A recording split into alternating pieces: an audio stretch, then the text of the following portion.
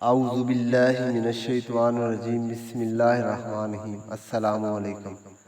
حضرت سلمہ رضی اللہ تعالی عنہ فرماتی ہیں کہ رحمت للعالمین صلی اللہ علیہ وآلہ وسلم ایک دفعہ جنگل میں تشریف لے گئے۔ وہاں ایک ہرنی رہتی تھی اور اس کے 2 بچے بھی تھے۔ ایک بار وہ ہرنی باہر نکلی تو کسی شکاری نے رستے میں جال لگا رکھا تھا۔ وہ ہرنی آئی اور اس کے جال میں پھنس گئی اور وہ بڑی پریشان تھی۔ اسی اسرا میں اس کی نظر اٹھی، کیا دیکھتی ہے کہ وہاں رحمت للعالمین صلی اللہ علیہ وسلم تشریف لے آئے۔ ہرنی پکار اٹھی، یا رسول اللہ صلی اللہ علیہ وآلہ وسلم، میرے حال پر رحم فرمائیں۔ ہرنی نے عرض کی، یا رسول اللہ صلی اللہ علیہ وآلہ وسلم، میرے قریب آئیے۔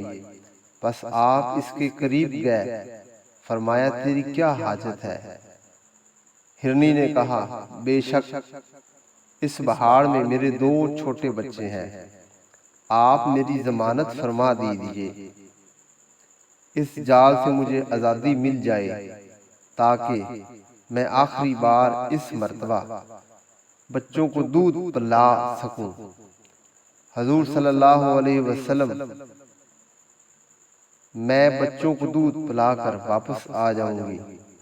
چنانچہ حضور صلی اللہ علیہ وسلم نے اسے رہائی دلا دی۔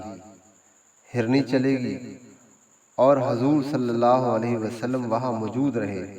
تھوڑی دیر کے بعد ہرنی آ گئی اور آتے ہی حضور صلی اللہ علیہ وسلم کے قدموں پہ گر گئی۔ جب اس عرابی نے دیکھا تو وہ بھی آپ صلی اللہ علیہ وسلم کے قدموں پہ گر گیا اور کلمہ پڑھ کر مسلمان ہو گیا۔